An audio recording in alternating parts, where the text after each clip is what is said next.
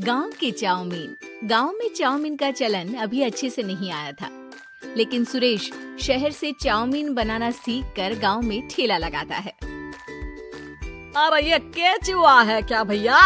कैसे खाया जाता है?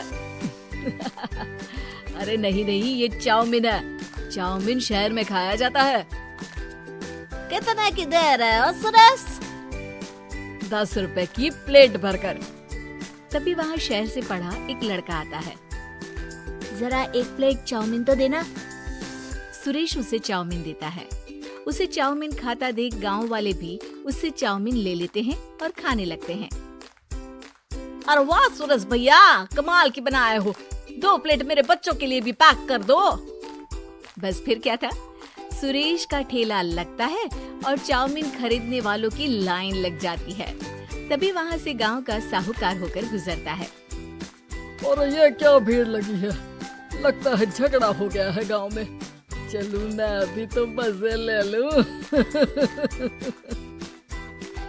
अरे कहाँ है, इतनी भीड़ लगी है यहाँ? लड़ाई हो गई है क्या? अरे साहूकार साहब, ना ना ना, कोई लड़ाई ना हुई है। ये तो सुरेश की दुकान है चाउमीन की। हम लोग चाउमीन खाने आए हैं, आप भी खाइए ना। साहूकार चाउमीन खाता है और सुरेश की तरफ देखता है, जो सारे दिन के पैसे गिन रहा होता है। अरे सुरेश, क्या लागत है इस काम की? अरे साहूकार जी, आप अब आए तो ये पूरे 10,000 रुपए ले जाइए, जो पिछले साल शहर जाने से पहले आपसे लिए थे ना। लागत तो क्या कहे, जो आपने दिया था उसी में सीखा भी है और दुकान भी खोल ली। अरे पैसे इतने जल्दी क्या जरूरत थी? कैसे जरूरत नहीं थी साहूकार जी, इतना मोटा ब्याज कहाँ से भरते। साहूकार को अब सुरेश की दुकान को हड़पने की लालच आ जाती है। नाना करते ये सारे दिन में 500 रुपए कमा ही लेता है। अरे गांव में ये ऐसे ही कमाता रहा तो कहीं ब्याज का काम ना शुरू कर दे। अरे भैया, कोई ना कोई जुगाड़ तो करना पड़ेगा। अब साहूकार घर आ जाता है और अपनी बीवी को सारी बात बताता है। हाँ जी, ये तो मैंने भी सुना है कि सुरेश के हाथ की चाउमीन नहीं खाई तो कुछ नहीं खाया। अरे हाँ हाँ, सही ही कहते हैं। मैं भी खा कर ही आ रहा हूँ। अरे भाग्यवान कितना अच्छा हो ना, अगर वो पैसा हम लोगों को मिल जाए। क्यों हैं? हाँ वो तो है, लेकिन कैसे? हम लोगों को तो चाउमीन बनाना आता ही नहीं है। साहूकार और उसकी बीवी अब रोज चुपके से सुरेश के घर जाते हैं और खिड़की से उसे चाउमीन बनाते देखते। अब क्या था, दोनों को चाउमीन बनाना आ जाता है। फिर एक रोज, और सुरेंद्र, तुझे साहूकारनी ने बुलाया था। बोल रही थी कि बेटे के जन्मदिन में 10 किलो चाउमीन का ऑर्डर देना है। बना दोगे ना? अरे हाँ हाँ साहूकार जी, मैं जरूर बना दूंगा। कब देना है घर में 10 किलो चाउमीन? अरे वो तो तू घर आकर बता कर लेना, मैं नहीं बता पाऊंगा। ठीक है, शाम को काम निपटा कर आ जाता हूँ। सुरेश साहूकार के घर जाता है, लेकिन वहाँ मियाँ बीवी मिलकर उसे बंधक बना लेते हैं। अरे मुझे क्यों बांध रखा है? मुझे छोड़ दो। आज से तेरा ठेला मैं लगाऊंगा और बहुत सारे पैसे कमाऊंगा। साहूकार एक आदमी को सुरेश की निगरानी में लगा देता है और वहाँ से चला जाता है। अगले दिन, अरे साहूकार जी, आप कब से चाउमीन बेचने लगे? और अपना ये सुरेश कहाँ गया? और वो तो शहर गया है। उसका कोई काम निकल आया था। बोल रहा था कि जब तक वो ना आए तब तक मैं ही उसके ठेले का काम कर दूं। पैसे भी तो बहुत उधार ले रखे थे उसने। लगता है कर्जा भरने के डर से भाग गया है। अरे पर वो तो बोल रहा था कि उसने सारा कर्जा उतार दिया है। और वो क्यों भागेगा? इतना तो कमा रहा था।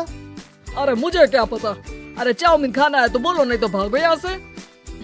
अरे हाँ हाँ, दे दो दे दो। अब तो चाउमीन खाना पूरे गांव के लोगों के लिए आदत ही बन गया है। ना खाओ तो नींद ना आए। हाँ हाँ, तो लो और निकालो 50 रुपए। 50 रुपए क्यों? सुरेंद्र तो 10 रुपए में देता था। अरे वो पागल था, मैं थोड़ी ना हूँ।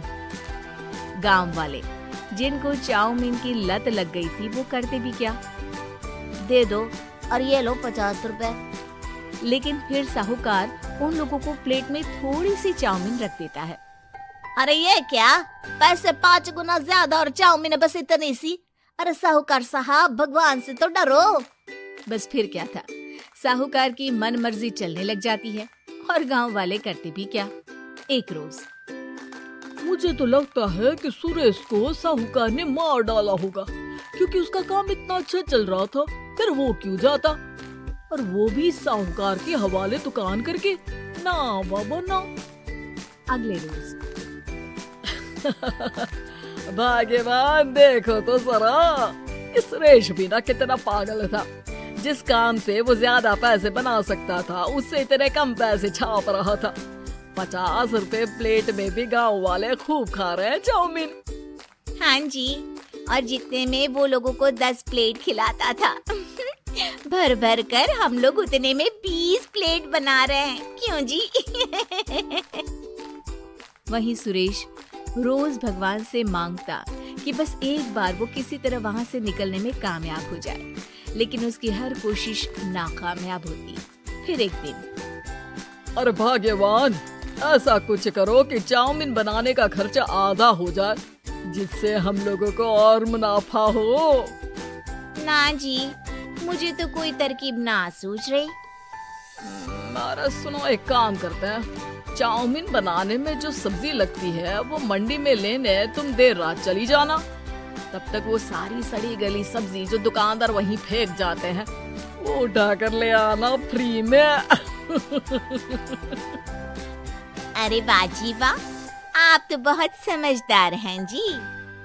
बीवी वैसा ही करती है, लेकिन अब लोग चाउमीन खाते तो मुंह बनाकर।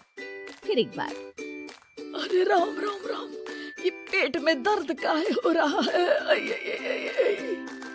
हाय रे हाय, मेरा भी पेट दर्द के मारे फटा जा रहा है। सभी को शक हो जाता है कि उन लोगों को चाउमीन खाने से ही ये बीमारी हो गई है। वहीं दूसरी तरफ जो आदमी सुरेश की निगरानी कर रहा था, वो सो रहा होता है और मौका देखकर सुरेश वहाँ से भाग जाता है। सुरेश गांव वालों के पास जाकर उन्हें सब कुछ बता देता है। बस अब क्या था, साहूकार के घर पुलिस पहुँच जाती है।